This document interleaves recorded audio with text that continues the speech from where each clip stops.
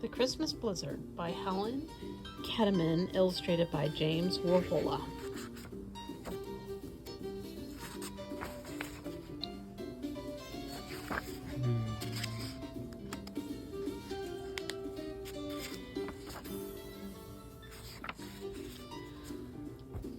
Little Sissy McNabb ran up to Maynard Jenkins when he came into McNabb General Store. Mr. Jenkins, she cried. The weatherman says we're going to get our blizzard tonight. Said the old man. That whippersnapper of a weatherman wouldn't know a blizzard if a tipped his hat introduced itself. The blizzard of 22. Now that was a blizzard to remember. How much did it snow, Sissy asked. The old man settled on a chair and warmed his hands over the stove. Don't be so all-fired anxious, girl, he replied. Learning history takes time. That year, the weather was crazy. It was so cold that when my pappy dropped his sledgehammer, it shattered like glass. The ground cracked too, and pretty much deep Ellie Cogwell, she could see straight through to China. Of course, Ellie always was one for exaggerating. The weather was afflicting other places too. Up at the North Pole, why, it was as warm as Grandma's gravy. Palm trees were sprouting right and left. It was so hot, Santa's elves weren't in the mood to make toys. So Santa packed up and moved his whole workshop, elves, reindeer, and all. He looked for the coldest spot in the world and ended up settling right here. Said it felt more like the North Pole than the North Pole did. Turned out we almost missed Christmas that year. Cold as it was, it had been as dry as corn shucks since August. Not a cloud in the sky for months. No rain, no sleet, no snows. Not a flake.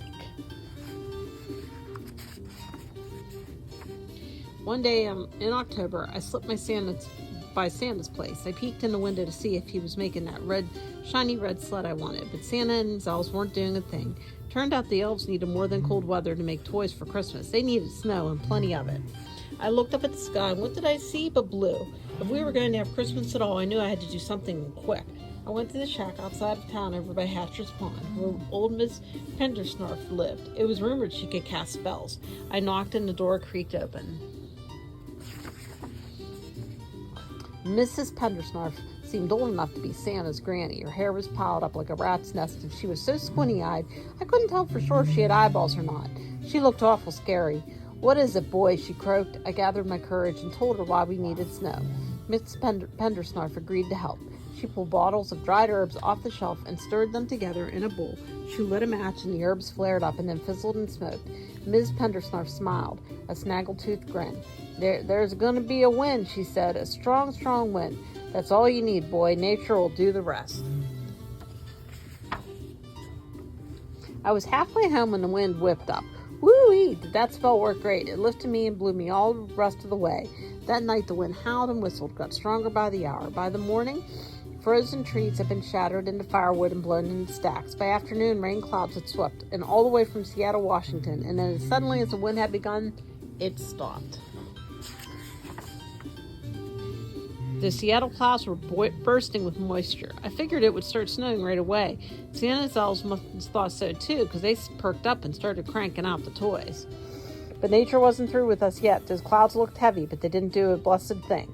Later in the dead of night, I heard a loud crash. It felt just like an earthquake and threw me out of bed, and the racket sounded louder than one of those newfangled jet aeroplanes. Come to find out, these clouds froze solid, crashed right down to the ground. One of them even squashed the roof of Old Jed miles away. And some of the trees, to boot. Jed sure had a hard time collecting those cows. You should have seen this town, girl. Dark, lumpy, frozen, slippery as a weasel, and a grease pit, too. It was so slippery, Santa's reindeer wouldn't be able to get off the ground to deliver toys. I had work to do. I decided to force those clouds back up in the sky, so I slid all over town, lighting bonfires with frozen stacked firewood. Everyone pitched in and helped. Wasn't long before those clouds started thawing out, and when they did, they rose back up in the sky where they belonged. We kept the fires going round the clock till it was warm enough to snow. And by George, it snowed like there was no tomorrow. Flakes as big as dinner plates, flakes as fat as turnips, flakes rounder than a Thanksgiving turkey, flakes fluffier than a long-haired barn cat. Why, those Seattle clouds snowed up a blizzard for 2 whole weeks. By the time the storm ended, the houses were all covered, the doors were snowed shut, so we climbed out on the chimney and started shoveling. We finished 2 days later, just in time to see the elves load up Santa's sleigh on Christmas Eve. Those elves must have worked overtime, because I never did see so many toys.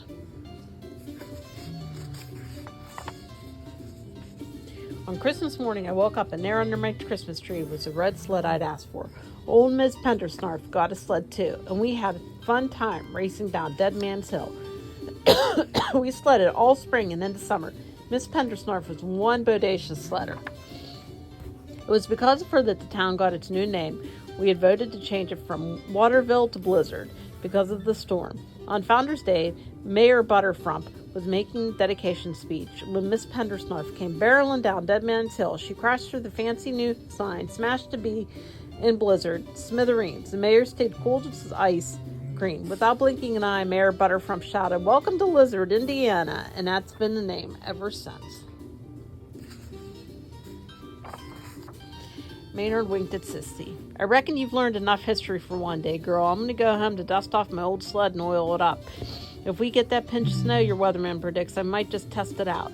Maynard waved as he disappeared out the door. "See you tomorrow, Sissy, up on Dead Man's Hill." The end.